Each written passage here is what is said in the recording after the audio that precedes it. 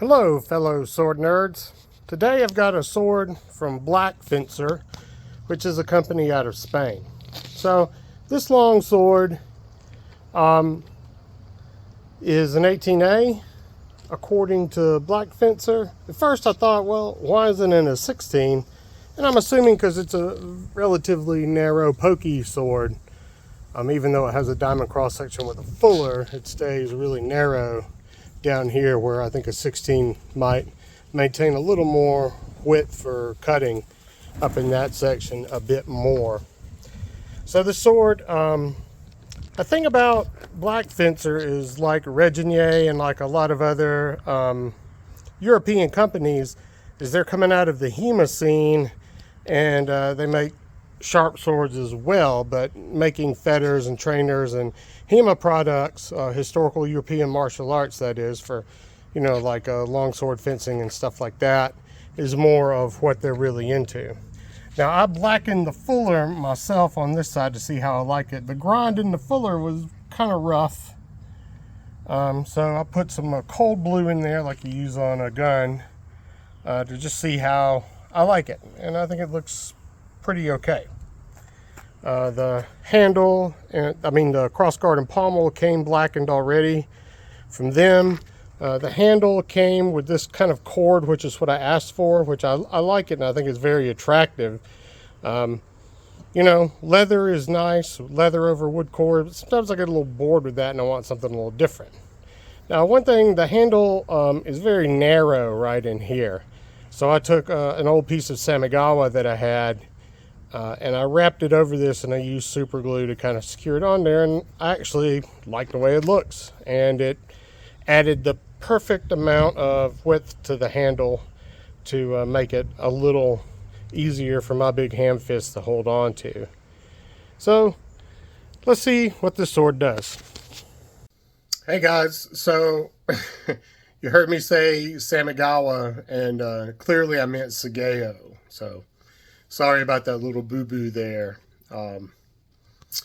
This sword, you're probably going to see me mess up some cuts here. This sword gets quite narrow toward the end, and it cuts really well, but narrow swords tend to be very unforgiving of even slightly off edge alignment. So they're actually good training swords in that way, and better than a more forgiving sword if you're wanting to really perfect being able to cut really, really, really well with a sword. So this is a good all-around sword, and I really dig it.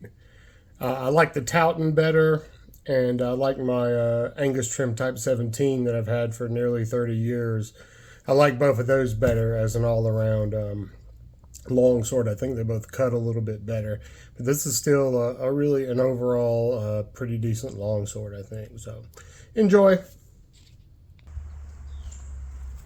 So this sword feels pretty good. It's a relatively good length. I think it's around 36 inches or so. Moves good in one hand, relatively speaking. Good all-around long sword. It feels robust.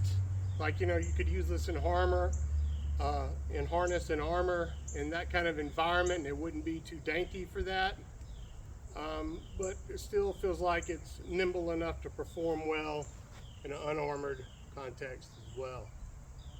Let's see what kind of cut we can get out of this sword here.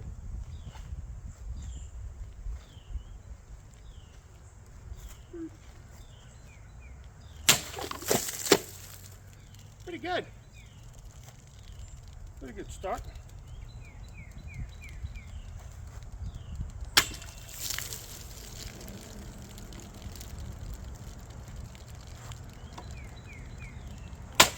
Oh.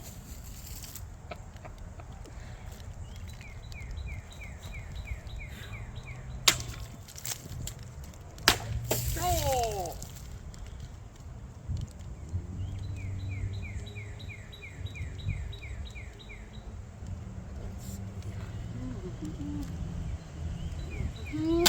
Oh, messed that up big time.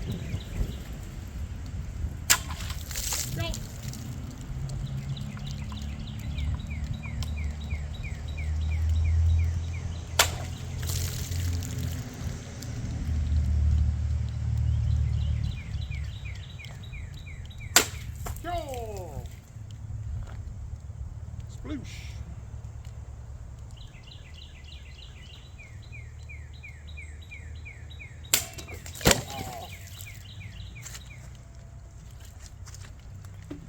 going to go for a double, but I was too slow.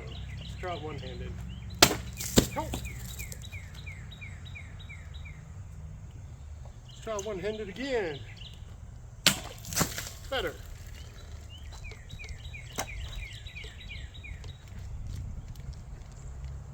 Let's try one-handed from the other direction.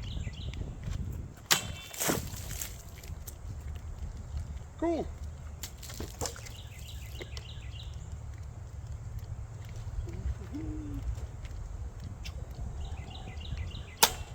Bam.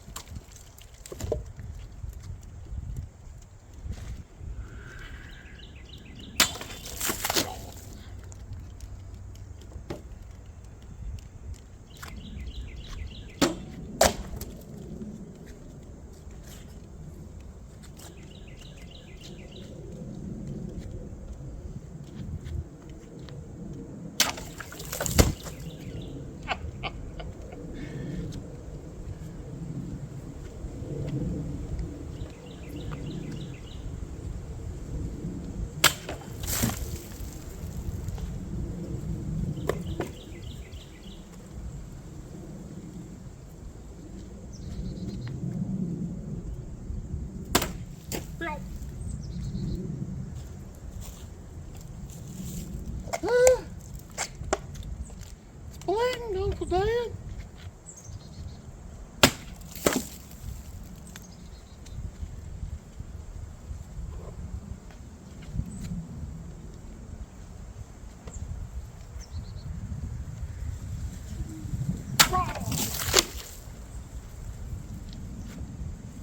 It's a cool sword.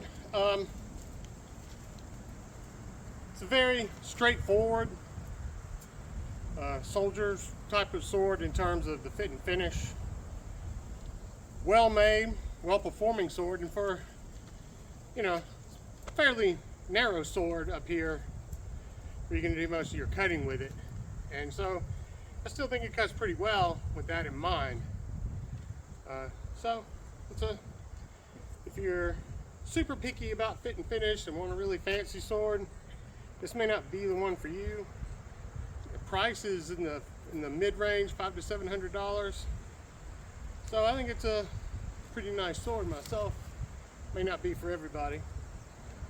Blackfencer, 18A. Oh wait, we have one bottle. It was not harmed in the making of this video. Not let that slide, can we?